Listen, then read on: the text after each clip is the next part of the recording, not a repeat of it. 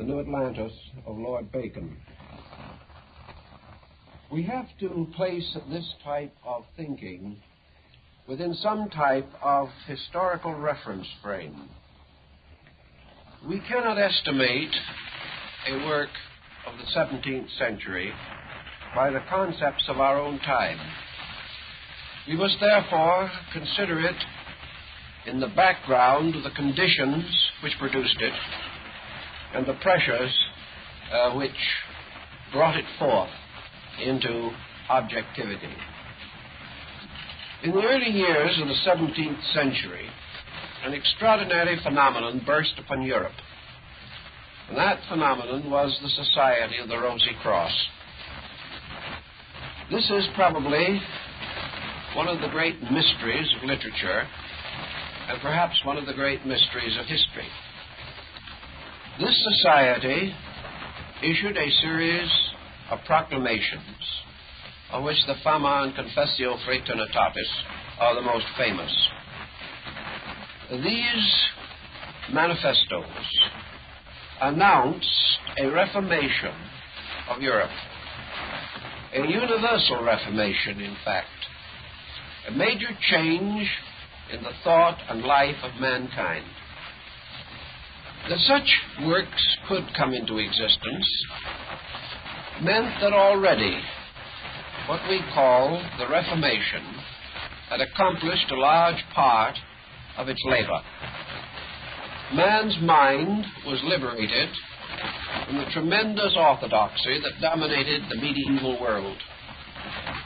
At the same time, a series of rather brilliant intellectuals were experimenting on the fringe of what we call today philosophic humanism.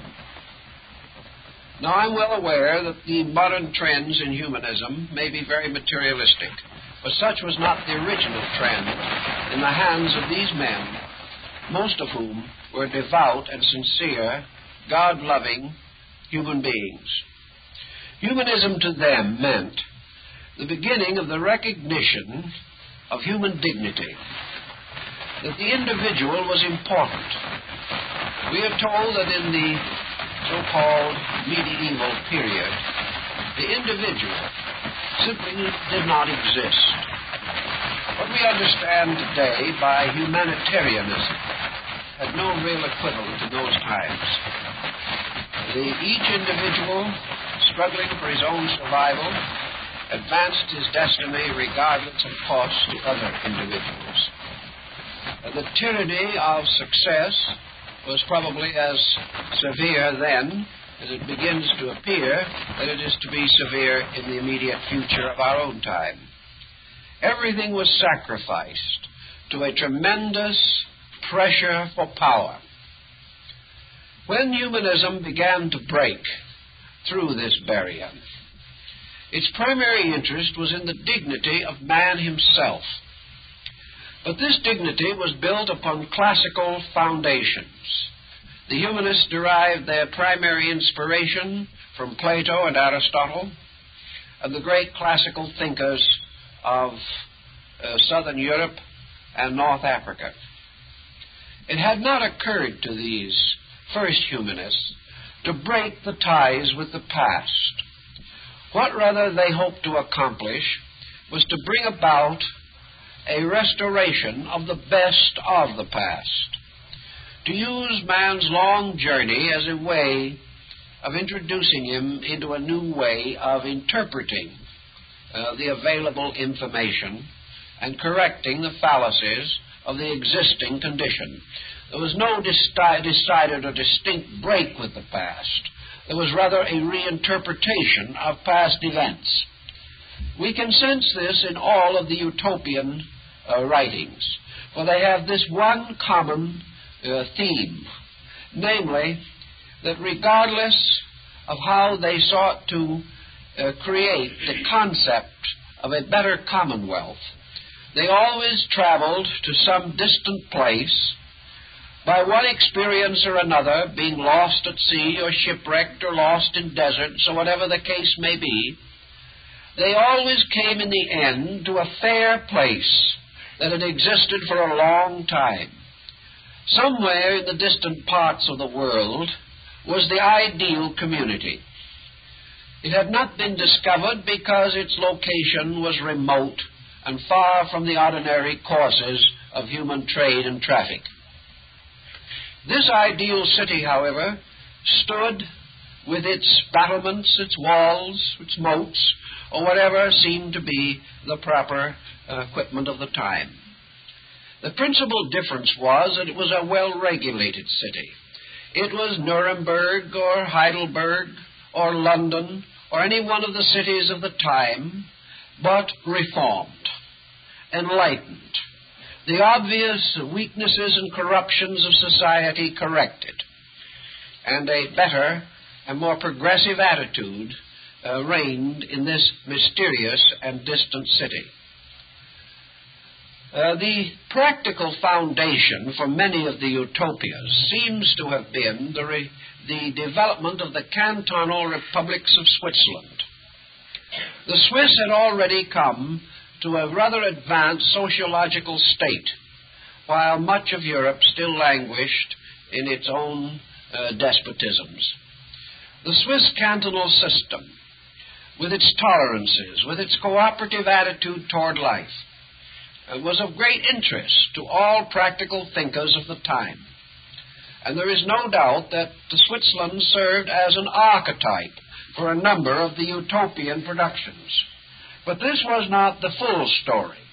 The full story was actually that man, looking about him for the first time, free from the oppression of the existing patterns, began to examine these patterns, find fault with them, observe how they could be changed, corrected, or improved, and dared to state what he had discovered in some articulate way. He could no longer be burned at the stake for suggesting that something was wrong with his way of life. This newfound intellectual freedom produced a wave of rather progressive types of work, many of them extremely interesting. Of course, the classic of all the utopias is More's Utopia. And in this work we find the beginning of a whole sequence of reflections upon existing evils.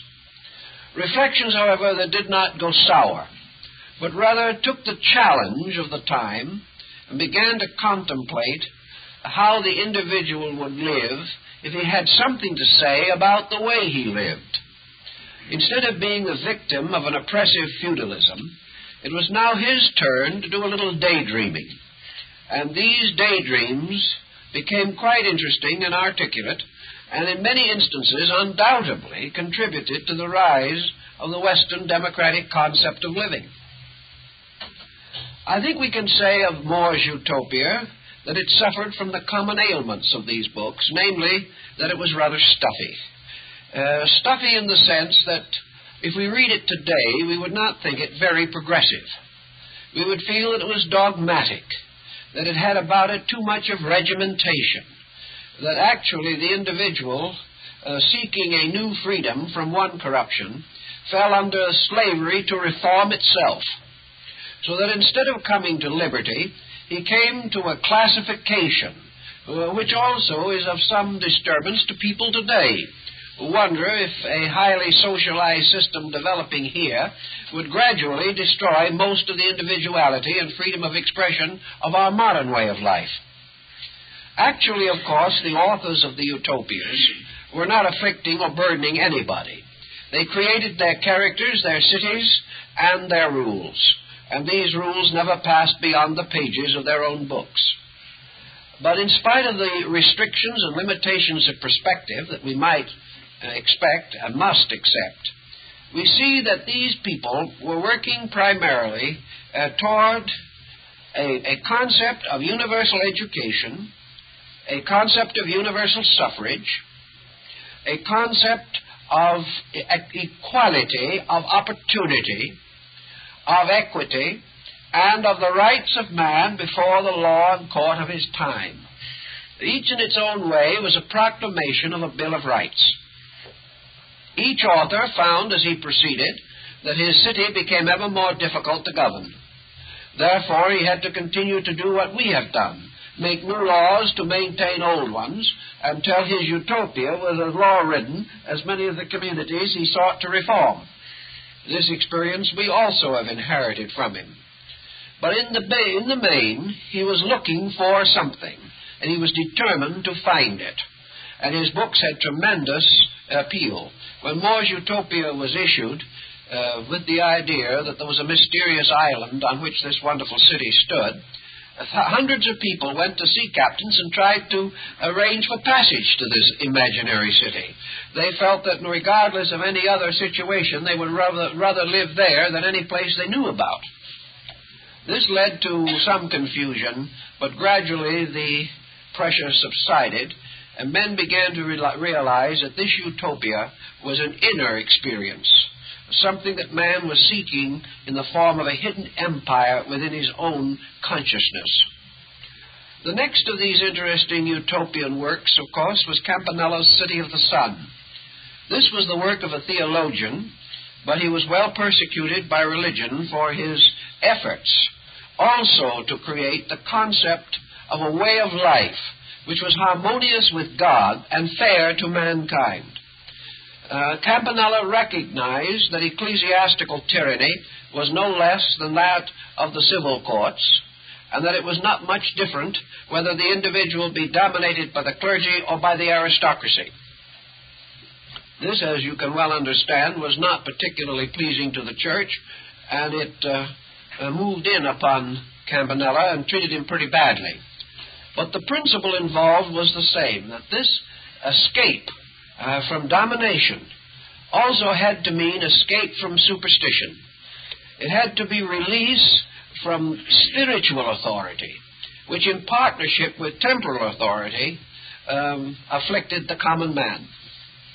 So Campanella's City of the Sun was also a rather theological community, rather suggestive in many respects of a well-ordered monastery, but at the same time there was in it this desire of man to find practical ways of creating a solution to war, a solution to hate, a solution to fear. And in the beginning years of the 17th century, those problems which again loom large in our thinking were beginning to really dominate the popular mind. Probably the smuggest and most delightful of the utopias is that of the German theologian Johann Valentin André, whose book Christianopolis was highly influenced by the culture of Switzerland. Of course, André was a devout Lutheran, and he could not for a moment support the religious convictions of Calvinist Switzerland. But at the same time, he admitted in some of his writings that he regretted that he was unable to accept wholeheartedly the Swiss way or go there and live, because in many respects he admired it greatly.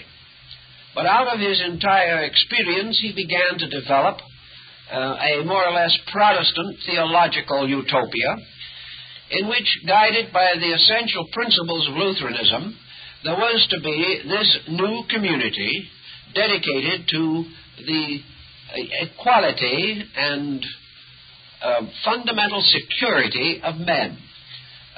Luther, of course, cannot be blamed for André's concepts, but in his own way, Luther also, during his lifetime, expressed many of these same principles. And therefore, André undoubtedly drew much inspiration from the writings of Luther himself. In this commonwealth, which André envisioned, there was considerable emphasis upon the economic state of man. The others were more philosophical, more abstract. But André, who was much interested in labor movements in Europe, even in his own time, and was one of the first to develop a cooperative to take care of and protect the widows and orphans of laboring people, André was deeply concerned with a utopia in which everyone had the right to work, the right to have what he earned, the right to build a way of life which brought him personal security, And furthermore, if his industry was sincere and intelligent, that he had a certain right to the enjoyments of leisure, of reading, of thought, and of the general improvement of his mind. André did not unite with the popular mind that reserved all intellectual pursuits for a small group of specialized, privileged persons. And in André's thinking, the good city, the city of Christ, was not only a wonderful community, but it was in substance a great school. It was a place of universal enlightenment, in which individuals learned by living and lived by the learning which they had gradually accumulated. So it was a kind of city of proletariat philosophers, philosophers that were not scholastic or academic, but were thoughtful persons to whom security brought the right to be thoughtful, the privilege to think, and the mind could be relieved from the very great emergencies of daily existence. This type of thinking also permeated other utopian productions of that period. Now this brings us to the subject of the New Atlantis, which was produced by an entirely different type of person. This work, in fact all of the others included, seem to have risen from this idea of a universal reformation of mankind. This reformation was the very pronouncement of all the utopias, that a new kind of life was opening for man. This new life was related somewhat also to the Western Hemisphere, to the development of a great new country, where plantations could be established, where men could escape from the perils and miseries of the old world and build in the new world a way of life closer to their heart's desire. It is very probable that the Rosicrucian manifestos and the utopias were both to a degree keyed to the development of the Western Hemisphere. For here at last seemed to be an opportunity to break away from the traditions of the old world and go forth in search of freedom of conscience, freedom of worship, freedom of opportunity, by which the individual could escape from the decadence of early 17th century Europe. The most interesting of these works to us is Lord Bacon's, because of the tremendous implications that are involved in the book and which surround it. We can therefore really regret that it remained a fragment, that as far as his lordship was concerned, the work was never finished. We might note, however, that in 1660, what was considered to be or advanced as the continuation of the New Atlantis was published. It was published under initials only, and the author of the second section or second part has never with certainty been identified. Studying it, however, there seems to be some question as to whether the second part shall be considered a legitimate extension of the original, or whether it was a fabrication of later date by some ambitious person who sought to expand the earlier account. There are two schools of thinking on this, and both sides have considerable armament, but the matter has never been actually settled. We also realize from our own thinking and studying that Lord Bacon was almost certainly deeply and closely involved in the rise of the Rosicrucian society in England. We also have reason to suspect that the society was actually founded in England, although the manifestos would attempt to move it to Germany. In addition, we remember the statements made by Burton in his Anatomy of Melancholy, a very famous nostalgic book of the period, where Burton distinctly identifies Bacon with André, the German theologian who did the Christinopolis. As a footnote to a quotation, Burton writes, Johann Valentin André, Lord Verulam. Well, of course, André was never Lord Verulam, and the relationship to Bacon is inevitable. There is also much proof and many documents to sustain the fact that Bacon and André and Campanella were in communication with each other. And it is quite possible that a good many of these utopian productions arose in a common factory of the minds, inspired by a definite purpose.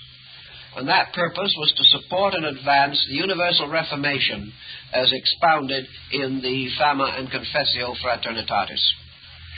In any event, the New Atlantis has been tied in many ways to the Rosicrucian problem. John Hayden, who wrote about 1660 and claimed to have a considerable knowledge of the Rosicrucians, published the New Atlantis as a Rosicrucian fable, changing only a few words and introducing the word Rosy Cross in 2 or 3 places where it is not in Bacon's original text. Now, this has caused a considerable amount of controversy also. In 1660, we must assume that the Lord Bacon's works were rather well known in England. In fact, we know that most of them have passed through several editions, and that the Royal Society, which was based upon Bacon's original concepts, was beginning to take shape and influence English thinking. Therefore, we cannot assume that the English people were unaware of the New Atlantis. And it is more or less foolish to also assume that Hayden could have hoped that his plagiarization would pass undetected. There seems to be more reason to suppose that either Hayden himself believed that the New Atlantis was a Rosicrucian fable, and therefore felt justified in making these changes, or else he was party to some knowledge and actually knew that Lord Bacon's fable was intended to be a Rosicrucian work. These questions are probably, over the period of centuries, we won't answer, but at least they're worth thinking about as we proceed. So, we come now to the New Atlantis itself, and I think we have an interesting project on our hands. Here is the first edition of the New Atlantis, published in 1627 as the appendix to Lord Bacon's Silva Silvarum, or The Natural History of Winds in 10 Centuries. This is part of his great work, the Instauratio Magna, or the Textbook of Universal Knowledge. And the New Atlantis is appended to this as a fragment. This is its first appearance in print. It is described on the title page, The New Atlantis, a Work Unfinished, written by the Right Honourable Francis Lord Verulam, Viscount St. Alban.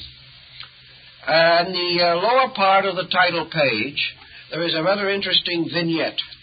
This vignette shows the figure of time, now presented almost in the form of Pan, but as an aged man, with the lower members resembling those of a goat, carrying also the scythe, accompanied by the hourglass, and drawing a female figure from a cavern, which is to be found at the viewer's left of the picture.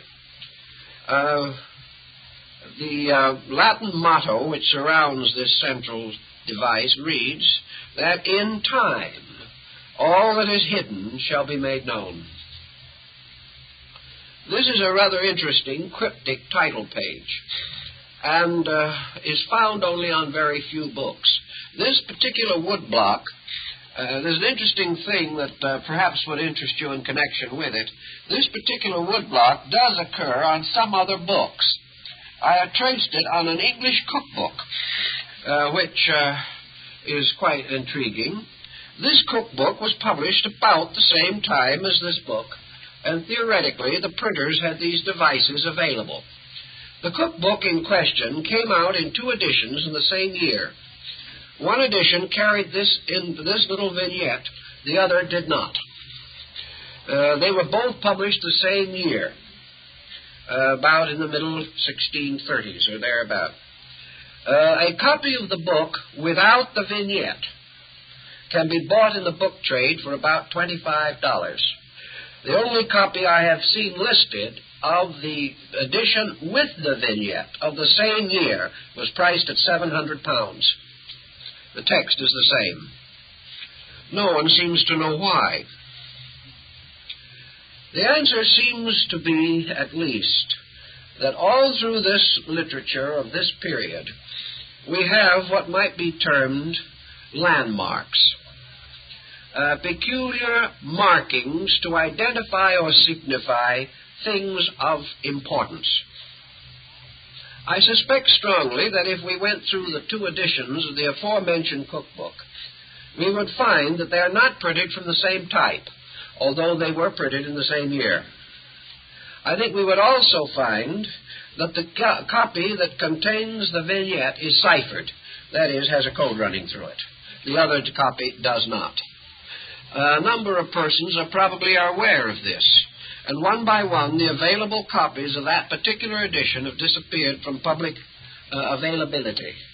Of course, there's always a chance one would show up somewhere, but the demand for that edition is far greater than the demand for the uncoded edition. Therefore, having seen this type of thing happen again and again, we begin to wonder if there is not some meaning that we should look for where this coding appears, or where this monument is raised upon the title of a book. In this case, I think we are entitled to look for something, and I do think that we don't have to look very far to find it. One interesting point, I think, occurs in the preface to the reader that is signed by Dr. Raleigh, who was Lord Bacon's chaplain and secretary. And he gives us just a little clue to the New Atlantis. Remember now that apparently the New Atlantis is a fictional work also, dealing with one of these mysterious utopias. This one apparently located somewhere mid-Pacific, halfway between the western coast of America and the coast of Asia.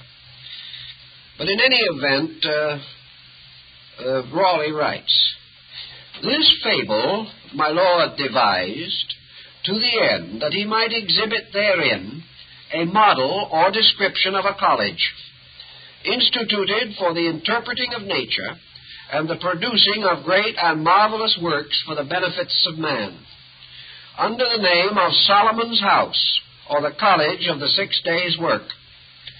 And even so far his lordship hath proceeded as to finish that part. Certainly the model is more vast and high than can possibly be imitated in all things. Notwithstanding, most things therein are within man's power to effect. His lordship thought also in this present fable to have composed a frame of laws, or of the best state, or mold of a commonwealth. But foreseeing it would be a long work, his desire to the collecting of the natural history diverted him, and he preferred many degrees before it." This opens a very interesting point, because we know that it was upon the model of this New Atlantis College that the Royal Society of England was later founded. And Spratt, in his History of the Royal Society, definitely declares that the inspiration of it was derived from Bacon's College of the 6 Days' Work. We also know that Newton and many other important men of his time, scientists and architects, leaders of thought, belonged to a group called the Society of the Unknown Philosophers. This has likewise been traced, and we find that it arose among the same group that later integrated the Royal Society. Thus, out of the College of the 6 Days' Work, an actual physical institution did ultimately spring. But this institution was only a fragment of the original invention. It was evident from this preface of Raleigh's that Bacon had in mind creating the archetype or pattern of a great system of education, and that therefore it was not to be regarded merely as a fable, nor even as a utopia in the popular sense of that time. It was not just a story of men seeking for a better world.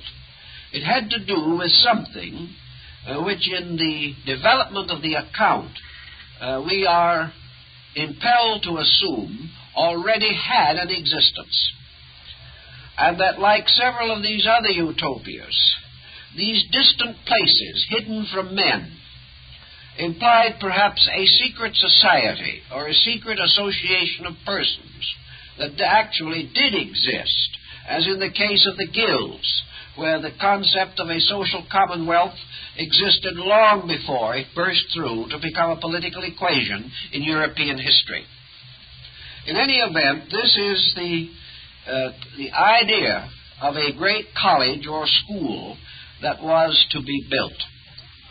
The next point, I think, is perhaps more dramatic than any of the others because it reveals an extraordinary knowledge which Lord Bacon possessed. He causes his mariners to start out from the coast of Peru, which is a peculiar place for them to start from. They sailed from Peru in a westerly direction, and after a time met adverse winds and were unable to proceed on their journey. They then were favored by winds from the south that drove them northward.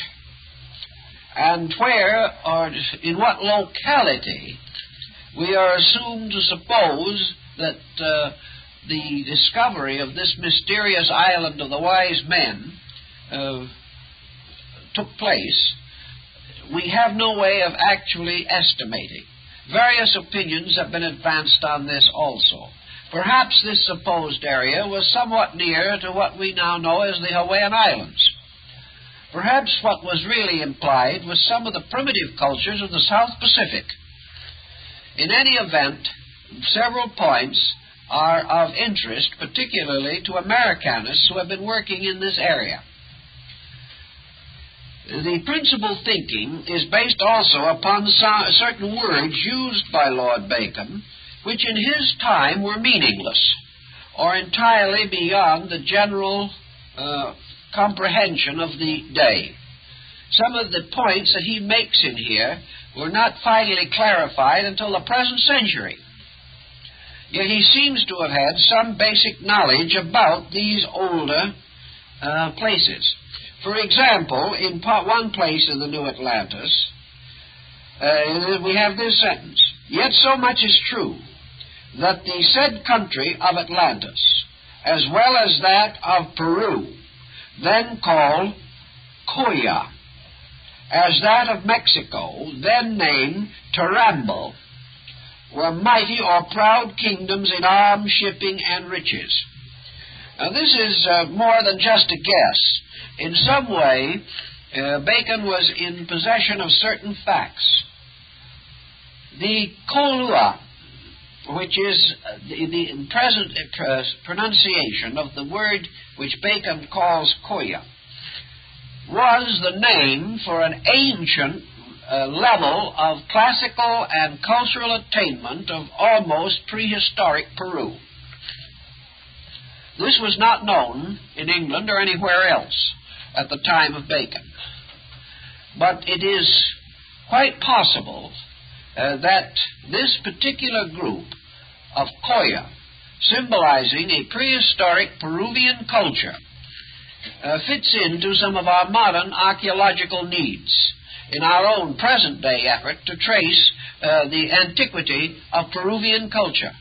For here was one of the very great centers of ancient Western culture.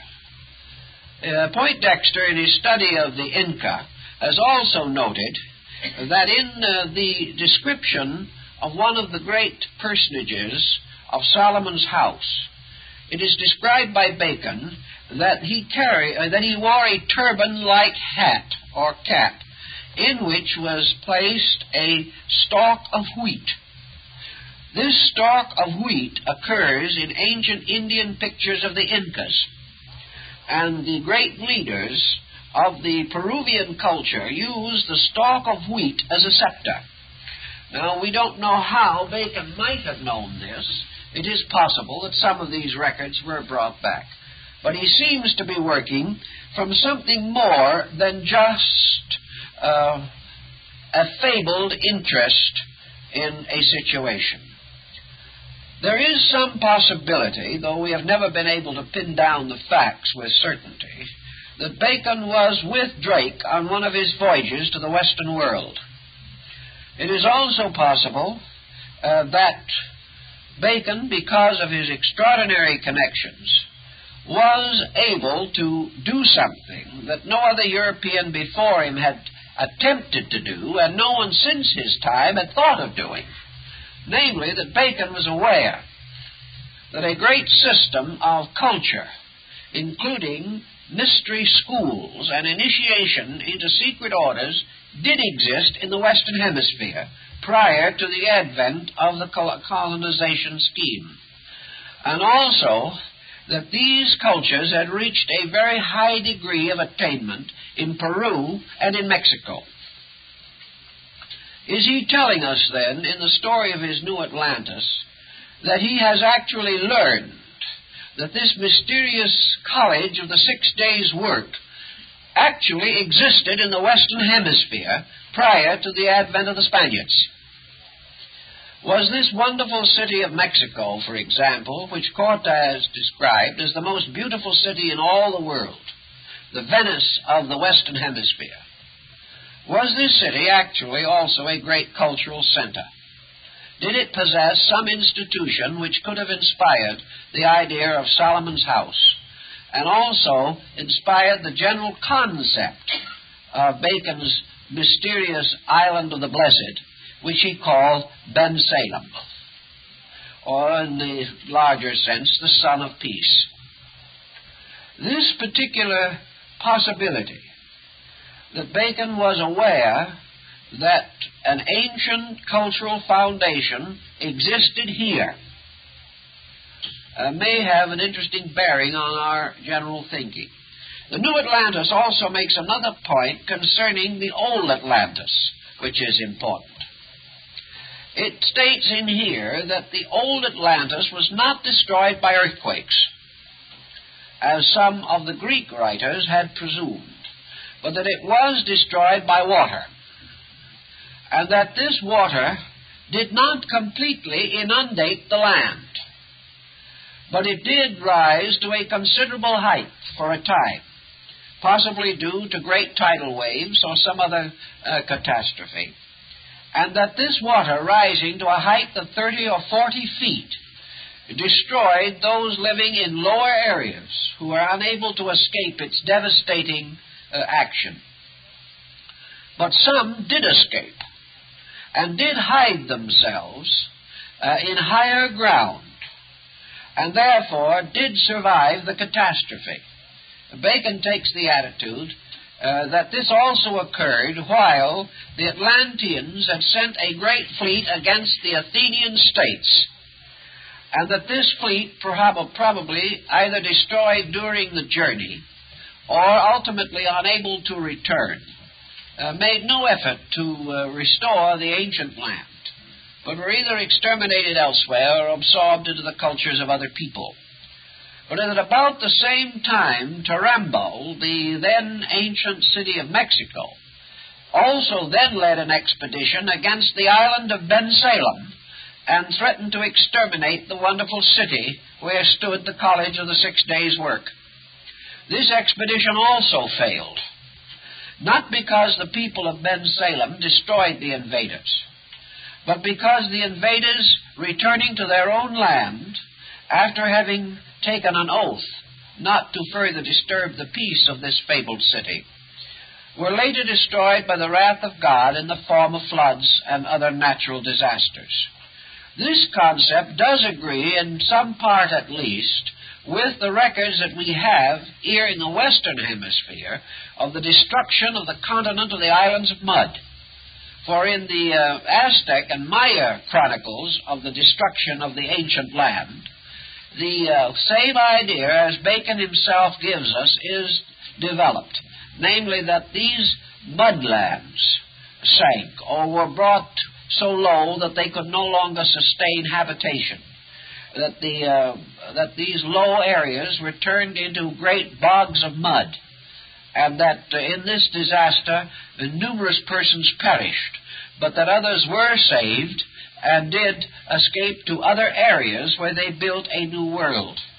Bacon seems to imply that what we call the American Indians are survivors of this deluge, and that is the reason why the country was so sparsely populated, because these peoples were only remnants of an older people that had perished a long time ago. And Bacon also suggests something that the modern anthropologist is very suspicious of, namely that the so-called North American Indian culture on this hemisphere was probably not much more than 1,000 years older than the advent of the Spaniards and other colonists. All this fits together. You can make something of it or not as you please, but it fits together to show that the author was working with a much more serious intent than might generally be supposed. It is in this work also that Bacon uses the significant line, "the new Atlantis, which is America." And therefore he uses the whole concept in his writing to suggest that the American continent received the survivors of the ancient Atlantean deluge, that part of this continent itself was involved in that destruction, and that gradually a process of the extending and expanding of a new culture here was underway when the colonists arrived. And we have a number of works that seem to sustain this thinking, because at least one Americanist has taken the attitude that if the colonists had been another 100 years getting here, they could never have taken the continent. There was a tremendous rising of culture in all three divisions of America, North, Central, and South.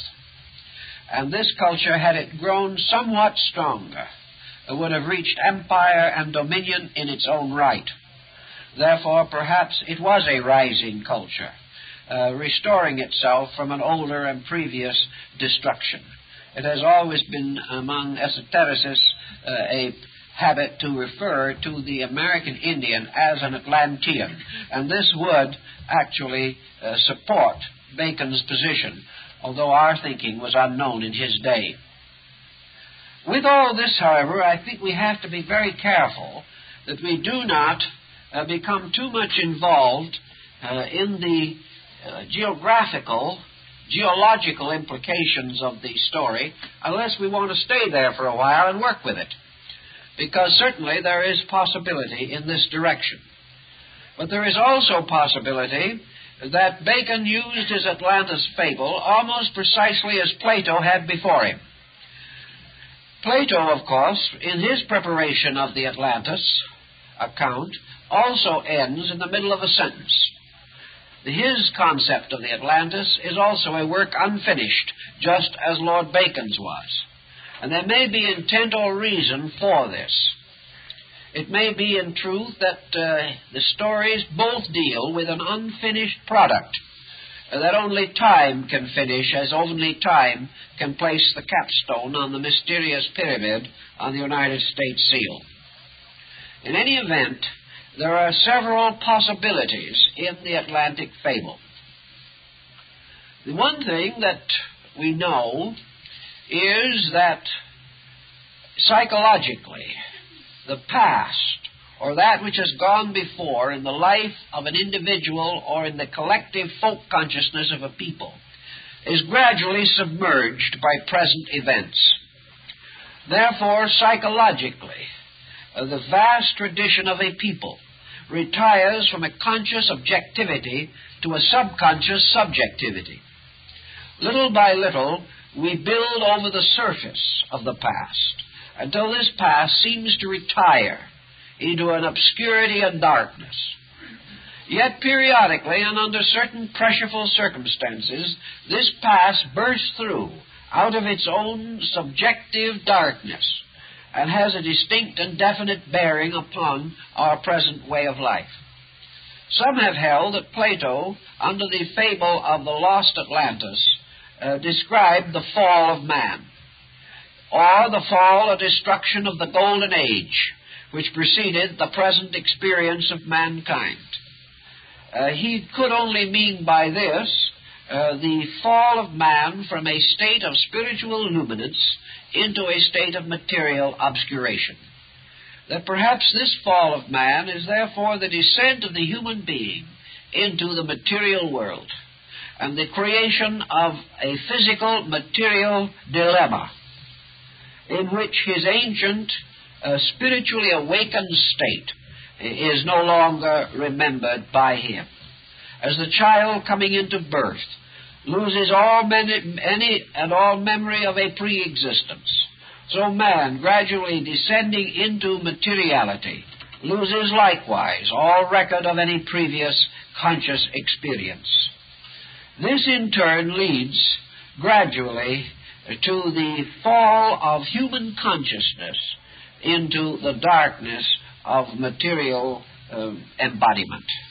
That the lost Atlantis, therefore, is the lost Golden Age, the lost better world that preceded the state we know. This brings us to a very interesting problem that has never also been well settled, and that is why history, from the beginning, from all the history that we know, is always the history of the decline of peoples. Everything we pick up, every history that we read, is the history of something falling apart over great periods of time. When did Egypt rise? What history do we have of the magnificent ascendancy of Egypt? The first time Egypt comes to us, we find it already strewn with monuments to the heroic dead. Little by little, as Egypt's history unfolds, Egypt falls apart, until finally it disappears as a powerful nation. What do we know of the history of the rise of China? What do we know of the great classical Chinese civilization that must have long preceded Confucius and Lao Tzu? Nothing. We only pick up China misgoverned and badly managed, exploited and corrupted, and gradually falling apart under a succession of selfish or inadequate rulers. One dynasty after another, and in their arts the same. Where is the great art of China? The great art of China is prehistoric. The great art of China belongs to the dynasty of the Shan, and we have very little of it. This was the great classic period of somewhere between 400 or 500 and 12 or 1400 BC. Then we come down a little later, and we have pretty good art in the Han dynasty. Then we get some fairly good things, but not quite so good, in the dynasty of the Wei. These dynasties early in the Christian centuries. Then comes a fine diffusion of art, but not quite so good, in the Tang dynasty. The Tang dynasty moves inevitably into the Sung, and things are getting worse artistically every minute. Finally, it collapses into the Ming dynasty when art falls apart. So that today, art of 100 years ago in China is for the most part totally uninspired. And art of 3,000 years ago is the highest in China. Why? Why do these things always fall apart? If we go to Greece, we have no knowledge of the true culture of Greece except a few fragments. These fragments we know so little about that it was perfectly possible to fabricate a whole group of Etruscan antiquities and deceive the best curators in the museums of the world. That these ancient fabrications, based upon fragments, were far better than anything produced in the classical period. Babylonian culture went to sleep almost before history began, as far as we are concerned. And we know that when the Spaniards reached the coast of Central America, the Indians living there had already forgotten the builders of the great monument cities that dot that area. All these things belong to some other time. Time that was sometime good, but little by little fell apart. What is the history of Europe but the history of a great continent falling apart, ethically, culturally, morally, and spiritually? Until today, we are truly at a very low ebb. in all European consideration. If we want to look for anything that is interesting or important in Europe, we must go back to the Druids, to Stonehenge, to the monuments of Karnak in Brittany. We have to go back to the ancient Nordic mysteries, the Scythian invasions, the Phoenician merchants. There was where Europe was. It is true that culturally Europe was greater 500 years ago in some respects than it is today. But it was not too much even then. The great history of Europe is unknown. Back in the very dawn of things, there must have been and was great universities like Bibractus, where the Druid colleges were, and where men were measuring accurately the motions of the stars, while most of what we call Europe was still in a hopelessly primitive state. Where were the beginnings of these things? Where were the great rises of empires? Where were the magnificent foundations of culture? Who taught the Egyptians their great philosophies? We don't know. Where did Orpheus come from? We don't know. Where did the great rites of Babylonia come from? We can only guess. What came before India? What before Persia? No one knows. Yet practically every institution that we know is born fully developed and matured, like Athena from the head of Zeus. These things do not quite fit together and make sense, but we are faced with them. And the psychological possibility seems to be that there was, at the beginning of things, some kind of a tremendous dynamic. That this dynamic gradually, over a vast period of time, sank and is now utterly immersed under the surface of the dissonant cultural fragments that we today call civilization. There are even traces of a world language now forgotten. There are evidences of world art. There is a great deal of proof of world navigation thousands of years ago. What was it all about? How did it happen? When did it happen? And why was all of this slowly and inevitably broken down? Until while we have a certain scientific achievement today, we have built our modern civilization not upon a magnificent monument, but upon a classic ruin. This is perhaps in some way related to the psychology of Atlantis. The psychology that somewhere there was the positive side of this thing we call culture. Whether we wish to assume that Atlantis was a place, or that we wish to assume that Atlantis was a state of consciousness, perhaps the thing we are seeking for, this rise of life, was never a physical thing at all. Perhaps this rise of life took place within man himself. Perhaps civilization rose in man and fell in the world which man fashioned. Perhaps the human being himself was the great reservoir of culture. It may well be, therefore, that this mysterious older time was a time in which man's consciousness was more free from the obsessions which now afflict it, and that man, growing, unfolding in the light of truth, achieved a great level of reason, and then reason prompting him to a series of material achievements. Gradually, this reason was buried or drowned in the objective civilization which man attempted to build. Man shifted from the idea of evolution as unfoldment to the idea of evolution as amassment.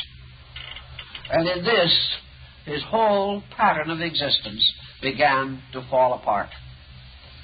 So it's possible that this rise of empires was hidden inside or within the conscious unfoldment of collective humanity, even as the fall of empires is manifested outwardly in the institutions which man has fashioned.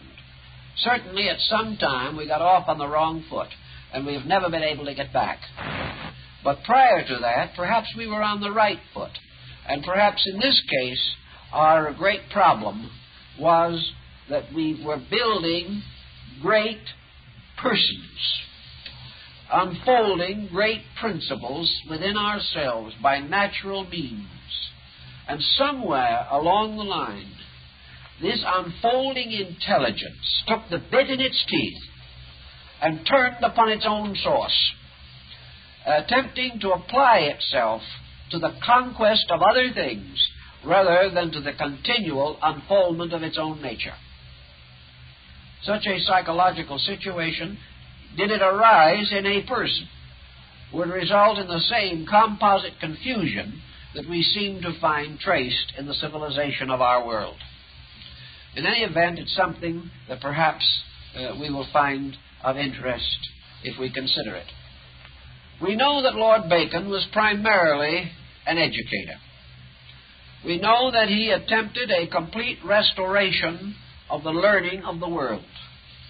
And we also know that in his entire concept he was moved by highly humanitarian motives. Bacon was undoubtedly of the opinion, from his writings, that we already possessed all that was necessary to establish an enduring culture. That what we had to do, therefore, was to take what we knew and use it.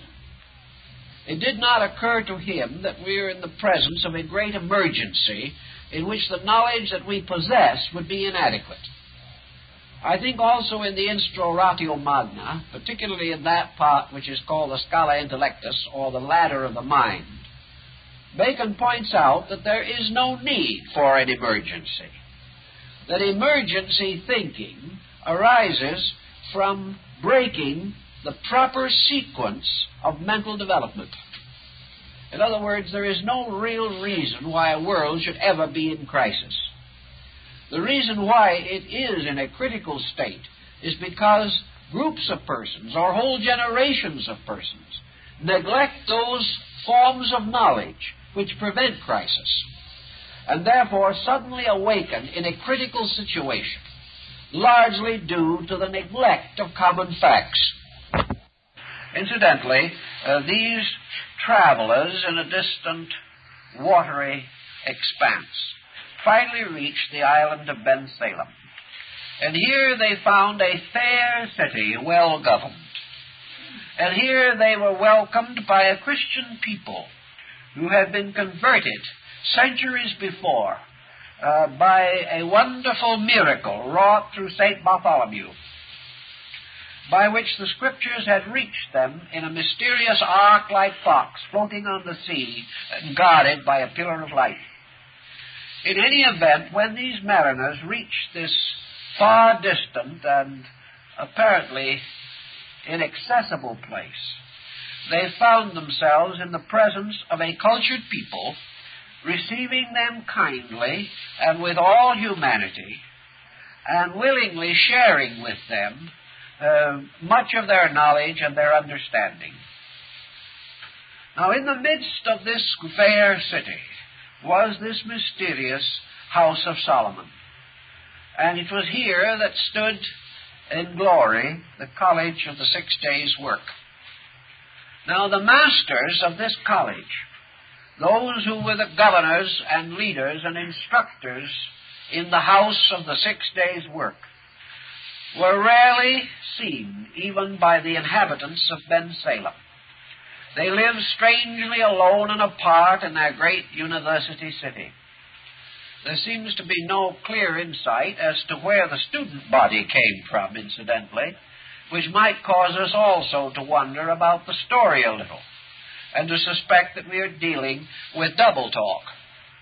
But these mariners, as a good story must always have it, were blessedly fortunate in being allowed to meet one of the mysterious elders of Solomon's house. And from him they received a certain information or knowledge. And the lines involved in this are so well known and so famous that I think it would pay perhaps to revive them by reading the salutation of this master of Solomon's house to this seafaring wanderer who came to this strange shore and was permitted to meet this august and most wonderful person. And this wise man, seated enthroned, surrounded by his attendants, thus addressed the sailor who had come in search of security to the land of Ben-Salem. The elder says, God bless thee, my son. I will give thee the greatest jewel I have, for I will impart unto thee, for the love of God and men, a relation of the true state of Solomon's house. Son, to make you know the true state of Solomon's house, I will keep this order. First, I will set forth unto you the end of our foundations. Secondly, the preparations and instruments we have for our works. Thirdly, the several employments and functions whereto our fellows are assigned. And fourthly, the ordinances and rites which we observe. Then there is a break, an open space, and this 4-line paragraph set apart from the rest of the text. The end of our foundation is the knowledge of causes, the secret motions of things, and the enlarging of the bounds of human empire to the effecting of all things possible. This is, in substance, the code or credo of the College of the 6 Days' Work.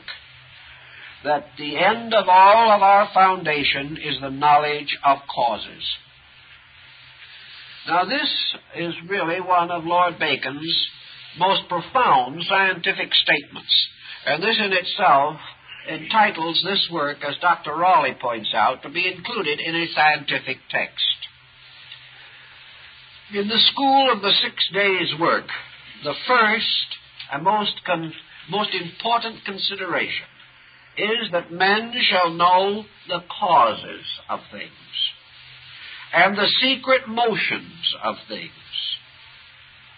This knowledge of causes brings us head-on into the great problem of modern education. For Lord Bacon has frequently observed in his writings that primary things must first be considered before secondary matters may be safely indulged. And the primary cause of all things must answer the primordial question, why? Why is the essential question, and it can be applied in various ways to practically all of the concerns of life. One of the primary questions for man must always be, why am I here? Then questions about the nature of existence. Why is existence? The nature of the problem of first cause. The eternal why at the root of life. Now, in our tremendous concern with modern knowledge, as one scientist wrote not too long ago in one of his books, we have come head-on into the impossibility of the question why. We do not know why we are here. We do not know why anything is. We can't answer the question, why is there a cat? We don't know. Why are there trees? Why are there rocks? Why are there planets? We do not know any of the primary questions of existence. The knowledge of causes, therefore, must be the knowledge of the primary reason for things. The primary reason for our own living. The primary reason for the fact that we can think, that we can feel, that we have sensory perceptions. Why can I see? Why can I hear? Now, these questions, unfortunately and tragically enough, are the questions most commonly asked by a 7-year-old. Sometimes a 6-year-old if they are precocious. But by the time they are 12 years old, these children are taught not to ask these questions because nobody has any good answers. And it is much easier to say the question is irrelevant, immaterial, and inconsequential than it is to answer the question. Now, the whole theory of Bacon's ladder of the intellect, based largely upon Plotinus, is that the foundation of all security must arise from the knowledge of causes. Until we have solved the matter of causation, until we know the why behind things, we have no idea of what to do. We do not know what nature wants. We do not know what God wills. Bacon points this out quite strongly. We simply are unable to obey because we do not know what we are obeying. We have certain concepts about things, and we have developed a series of theological postulations to largely fill the interval of why. Then we have taken this why and arbitrarily, in our own thinking, redefined its meaning. So that science says today, whenever we ask why, we mean how. We do not ask why a thing is, but how it operates. If you want a definition of electricity, you will not find out what it is. You will find out how it operates. And you will also find that most things are named from their functions and not from their substances. Because as yet we are unaware of substances. Yet man is able, out of the inner life of himself, to ask the question, why? And because he has the capacity to formulate the question as the expression of his own uncertainty, it is inevitable that man also has the potential to find the answer. This is why Lord Bacon broke with the Aristotelian system of study. He believed decidedly and definitely that we could no longer build a way of life upon a series of arbitrary formulas, regardless of how enlightened, noble, and really beautiful these formulas may be. We cannot answer a question with a definition.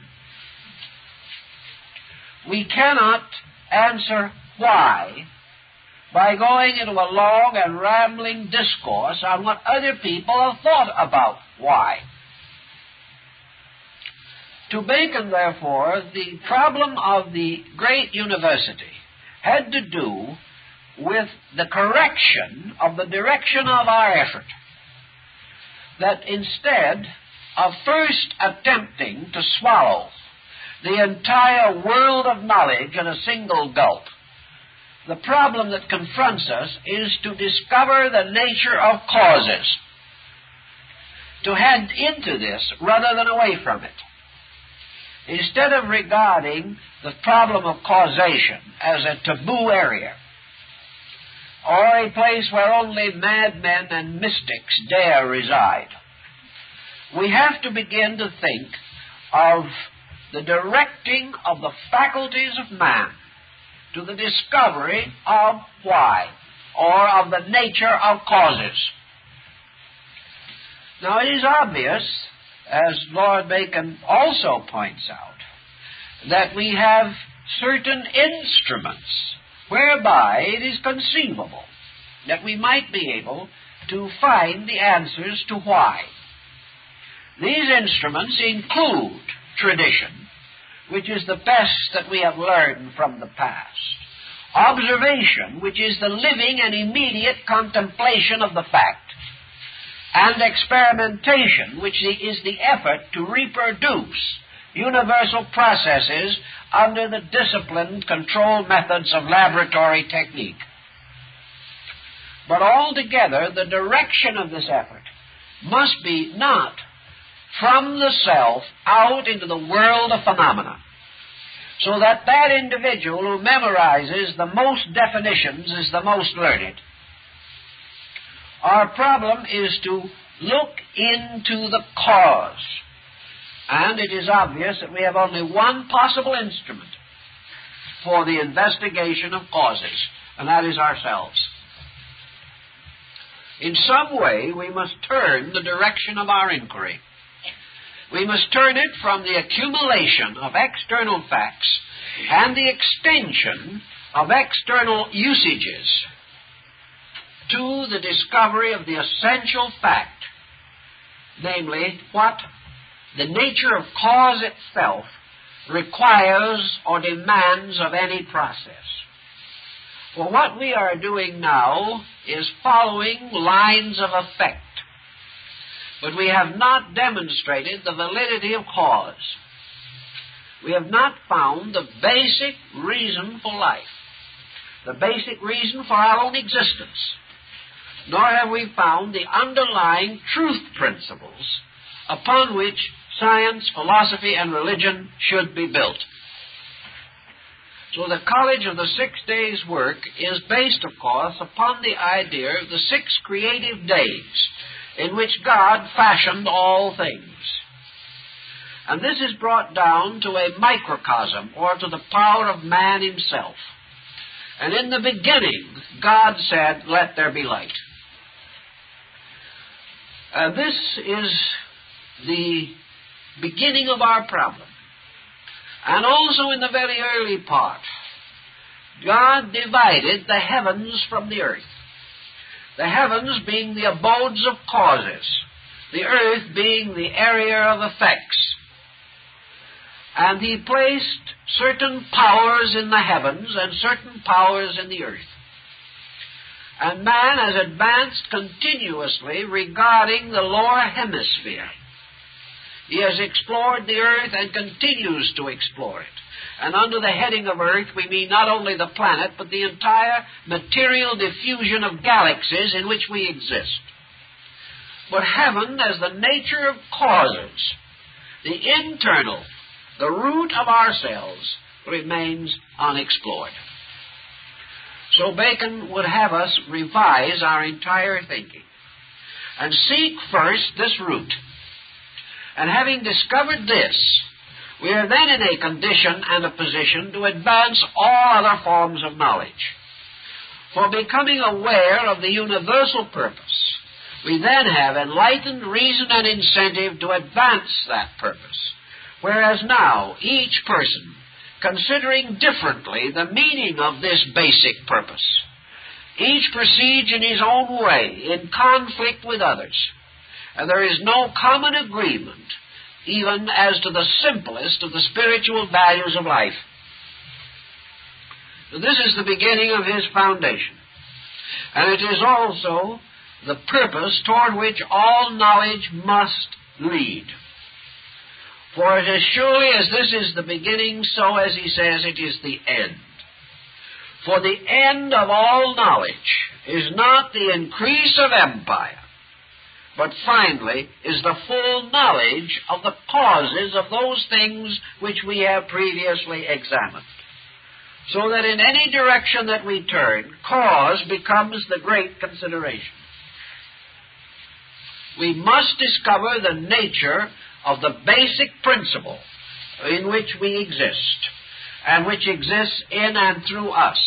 For until we have discovered this basic principle, we cannot advance any other form of knowledge adequately. Now, from this point on, Lord Bacon then goes into a detailed description of the scientific achievements of the island of Ben Salem. And for his time, I think his findings are most extraordinary.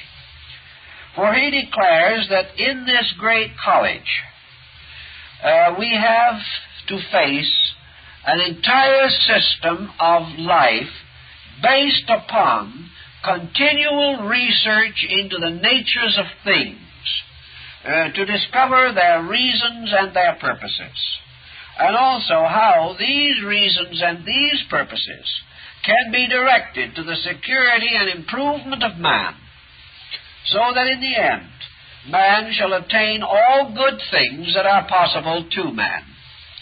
And Lord Bacon goes into a very detailed description of situations that are quite within our present thinking, but certainly did not belong to his day, especially when we consider that he is applying them to the Western Hemisphere.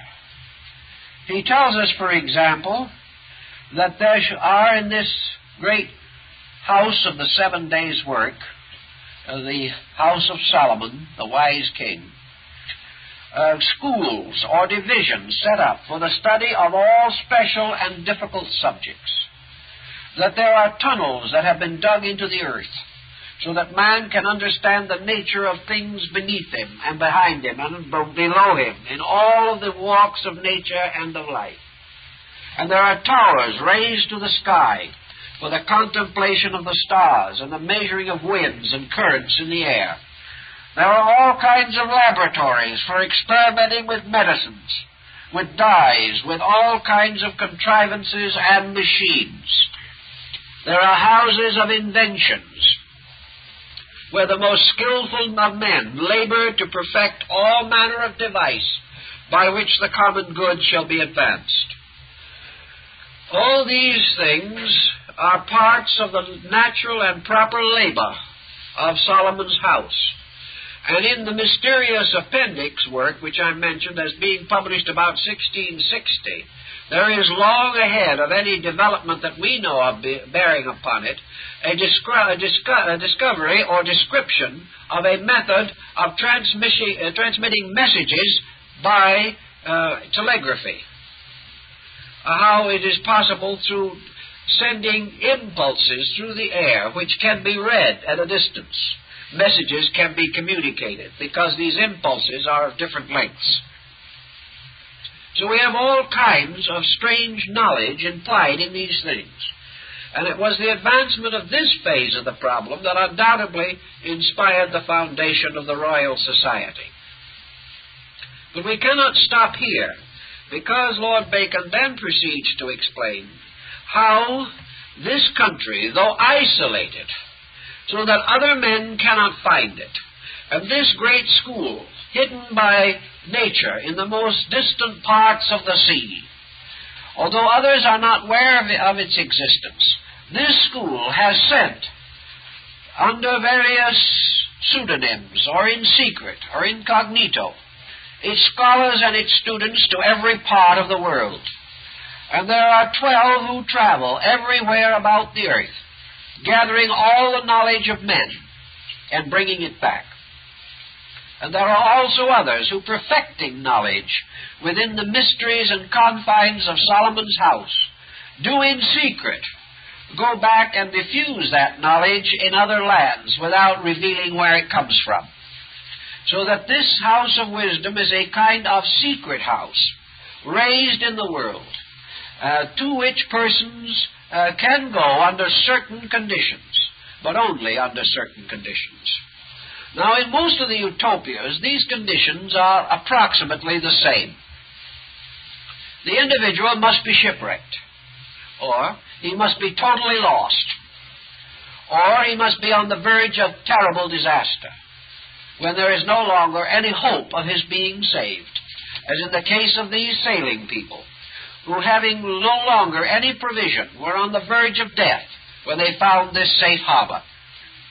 I think the implication of this is rather obvious, that Solomon's house, or the mystery of true knowledge, is not to be found except in extremity, in some terrible emergency, in which the human being, despairing of survival, is in this very despair brought into contact with the elements of his own preservation.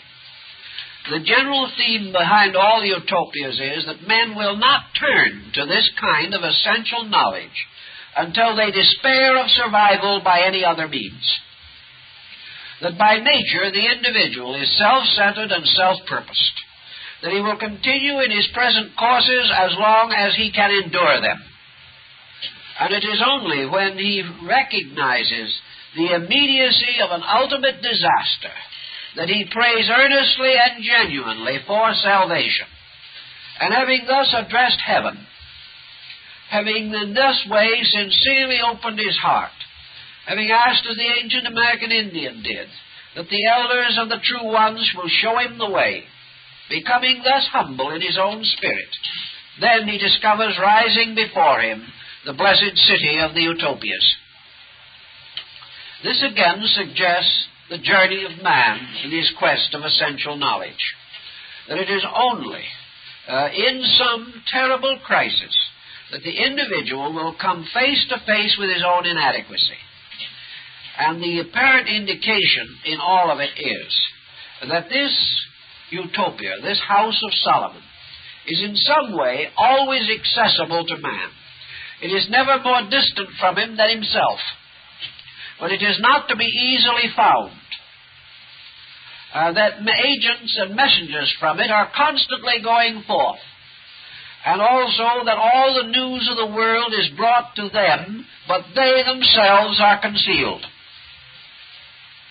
In a certain sense, all the news of the world is brought to each one of us by our own sensory perceptions. And from the sensory perceptions pass inward to something within ourselves which is likewise concealed, and the nature of which we do not fully understand. If it is true that the human body is the living temple, it is also quite possible that man himself is this living college of the 6 days' work. That while this man is forever receiving insight, sending forth his messengers in search of knowledge everywhere, that these messengers travel, so to say, in secret, and are not generally known by the nations to which they come, but they bring back all knowledge. But the school itself, which is to use this knowledge, which is to gradually bring it together into this great mystery of causation, to solve the mystery of causes, this school is unseen, connected to the world perhaps only by this bridge of sensory perception. Consequently, we have the feeling, perhaps, that in prayer, in destitution, in great emergency, under tremendous difficulty, men suddenly ceasing to be worldly wise, turning from this peculiar course that has always led civilization to destruction, becoming humble, becoming receptive to light from within, are then enabled to make use of this great wisdom that lies within us. Actually, inside of man, the 7 days of creation exist. Within each one of us are the rounds and racial cycles which have preceded us. Man is the product himself of the 7 great creative cycles. And within his own nature, he has a record of all that has gone before. Within himself is the living history of his world. Within his own subconscious is the living experience of his own eternity. Somewhere submerged in him is the lost world of the past. We try desperately to restore civilization from rocks and ruins. Actually, this civilization is a subconscious part of our own natures. We were Babylonia. We were Egypt. We were the glories of Greece and Rome. We were all that has preceded us in history. But between us and our ability to grasp this implication lies this difficult wall of our own materialism. While man is convinced that he had no existence prior to his present life, and will have no existence subsequent to it, he is locked within a small cycle of immediate events. This in itself will destroy his relationship to the past and future. It makes it impossible for him to justify the one thing that is necessary, and that is the exploration of his own psychic potential. If man can dig far enough and deeply enough into himself, he will stand face to face with the total living universe. He will stand in the presence of all of the dynamic factors that make up existence. He will be again reliving all knowledge that he needs to know in order to possess the answer to the eternal why. Otherwise, as Bacon points out, he must be content with fair picture galleries. He must be content merely to look upon the shadows of things, drawings and sculpturings. He must see fair statues of ancient persons, honored for their various achievements. He must look upon all things from a strange historical perspective. But these picture galleries, whether they be carved in archaeological rock or what they may be, are not the living facts. They are the bones of things dead. They died because of the circumstances within themselves which caused death. But they also lived at one time because of the vital realities in them which promoted life. In order to solve the mystery of life, we must work with life and not with death. In order to solve the substance of things, we cannot become wholly and totally absorbed in shadows. It is interesting to restore the hanging gardens of Babylonia, but we can restore them and die today. The problem is, what was the living force behind Babylonia? What did we learn there? In what way did Babylonia become a part, a step, in the unfoldment of a great stream of life, moving forever in space? This is the secret motion of things, referred to by Bacon. For this secret motion is the motion of life itself, the motion of things from their causes, through their events, to their ends. The secret motion of things in man is the motion of his own life principle, from an eternity of remote past to an eternity of incredible future. Man himself is the guardian and custodian of the living motion of things. And this great school of the 6 days' work is the school which man has within himself because he has graduated therefrom. We could not be here if we had not graduated from the past. Maybe we graduated without honors, and it sometimes looks as though we barely made it. But at the same time, we have been there, we have done it. We have come through in some way. Perhaps the papers were never marked in our cases, but we did come through. We have lived through the school of the 6 days' work. The only way in which we can restore this is to assume, which we have a right to assume, that we do not live for no reason. We do not live simply because of an accidental or fortuitous condition of existence. We have experienced what we have experienced because we needed it. And yet, in some mysterious way, everything that we have learned has been blocked out.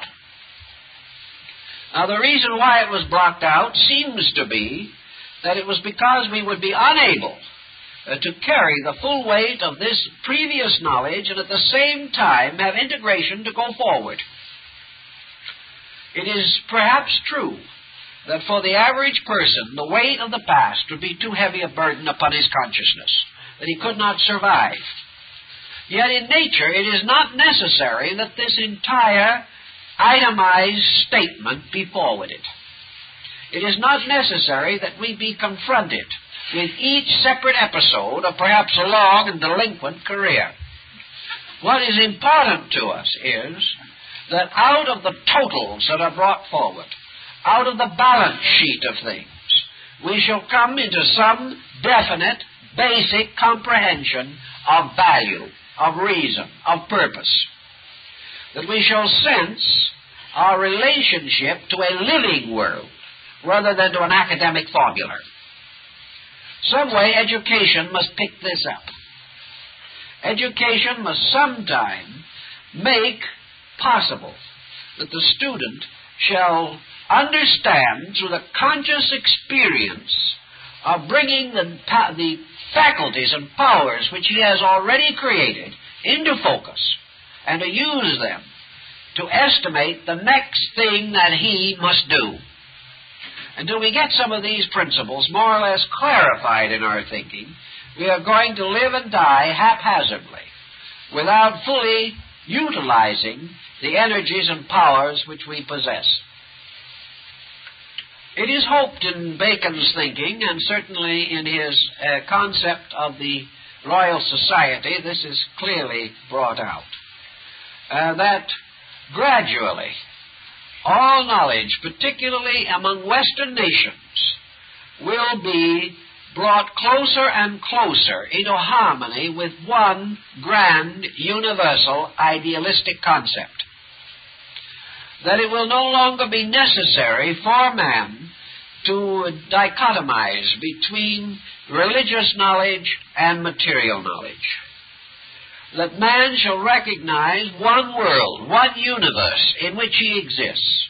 That this universe is a continuous interplay of spiritual and material factors. That one is not essentially superior to the other. But that in this integration, the purpose of it all, the reason behind it all, is that man himself shall come to know all that it is necessary and possible for him to know. And to achieve this, he has got to change the foundations of his knowing. And one thing is very obvious, and we sense that today. In the 70 or 80 years in which we live here, there will be and are being made magnificent discoveries. Our own ways of life are such that most of these discoveries will elude us. We will never understand them while we are here. We will depart from this world in due course, and discovery will go on. We have very little understanding of the discoveries that have been made in the past. Our present pressure of life is so great that the progress of the moment is comparatively meaningless to us. And we will be gone when this progress produces in turn new fruit to carry forward our search for eternal knowledge. Therefore, if man must historically know all things, he would have to continuously exist here forever. If he is historically to know even what happens in the course of his lifetime, he must have energies, powers, freedoms, abilities, privileges, which the majority of human beings do not possess. Therefore, even if we are alive in an important generation, only a small percentage of people will ever be able to truly benefit by this importance. The entire situation is such that our present way of approaching knowledge must end in futility, because it must end always in the passing away of an ignorant generation. Even if we have learned everything possible, in terms of the next generation, we would still be ignorant. Even as the past, great as it was, would be considered ignorant today in terms of many things that we know. So man never catches up with knowledge.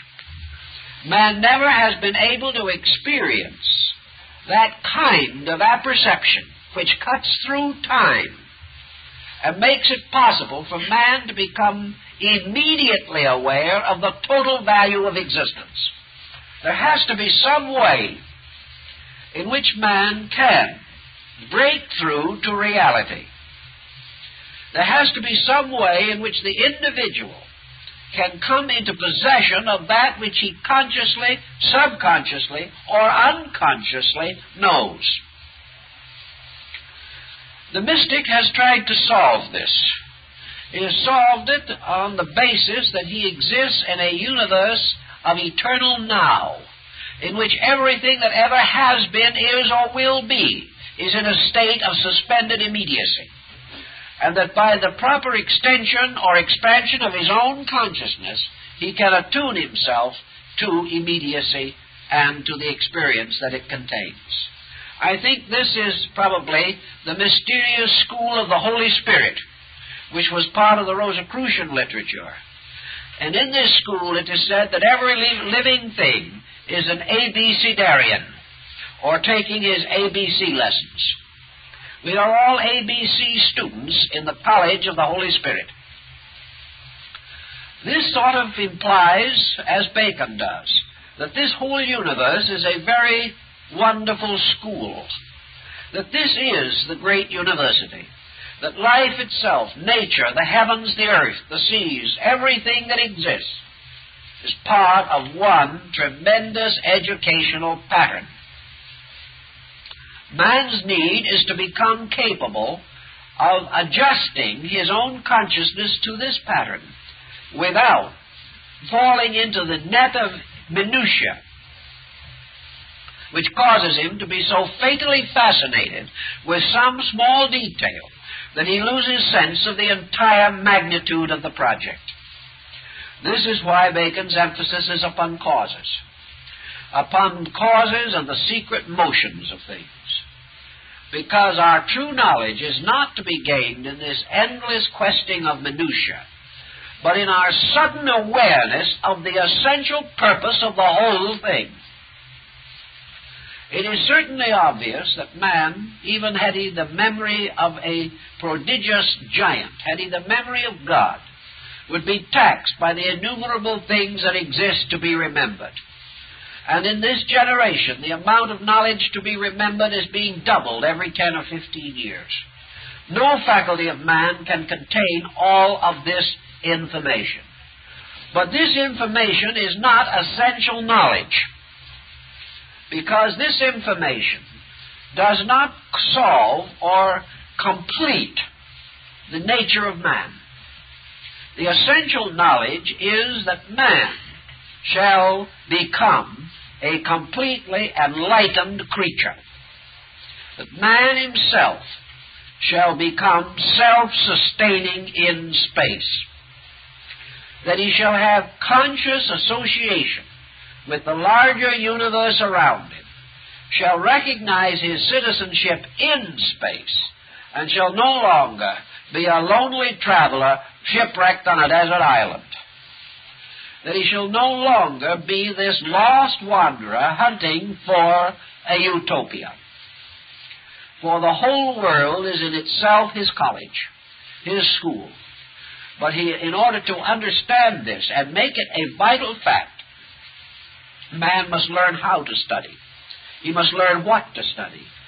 He must recognize the difference between eternal truth and those facts which are interesting but not solutional. We have gone off again on the deep end of non-solutional fact.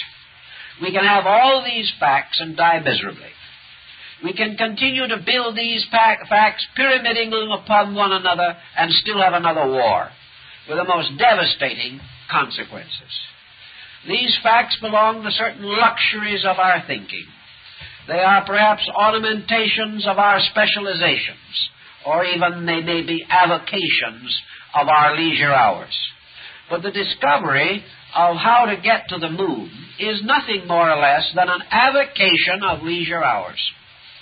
When we get all important things done, we can enjoy this if we wish to. If we ever get everything else important done, we probably would no longer wish to do this. But in any event, the development of great armaments, the expansion of great skills, these things are of the leisure of man, for they still do not prevent or remedy any of the principal emergencies of life. The great solution lies in the need of the direct thing, and the only answer to this need is that all attention should be devoted to the exploration of man's internal resources, so that from a full knowledge of man's own inner structure, we shall be able to build within him a foundation upon which his character can stand, and upon which all other labors can be accomplished. And the implication in the New Atlantis is that we will find in man, under the spiritual dominion of consciousness itself, this great assembly of the learned, that the master of Solomon's house is consciousness itself, and that if we are able to find this consciousness, if we are able to find this core, we shall then come to essential knowledge. And having achieved this, and having protected our destinies and the destinies of our kinds from any emergency or catastrophe, we may then have our amusements. We may have our idols, be they of the marketplace or of the cave. We can explore any subject we wish, because we have already established ourselves on a firm foundation.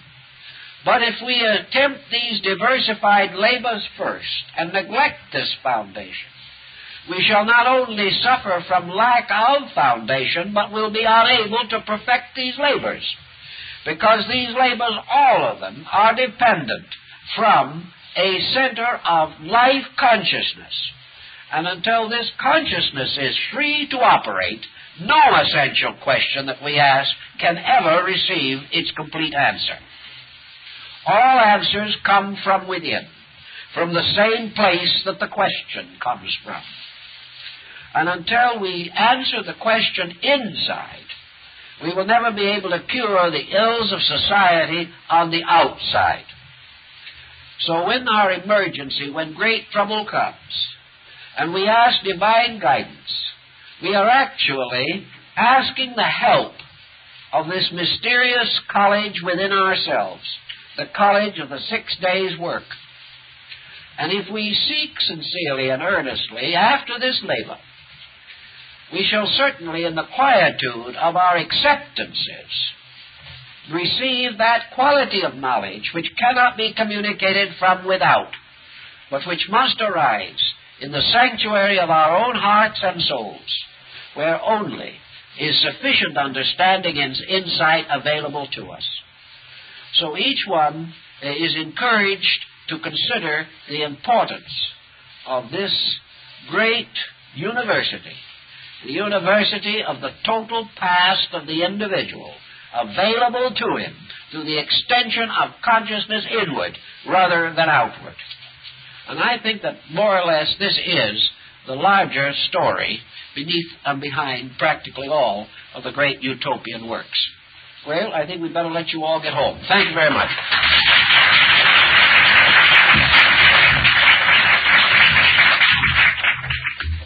Don't forget the big time Sunday.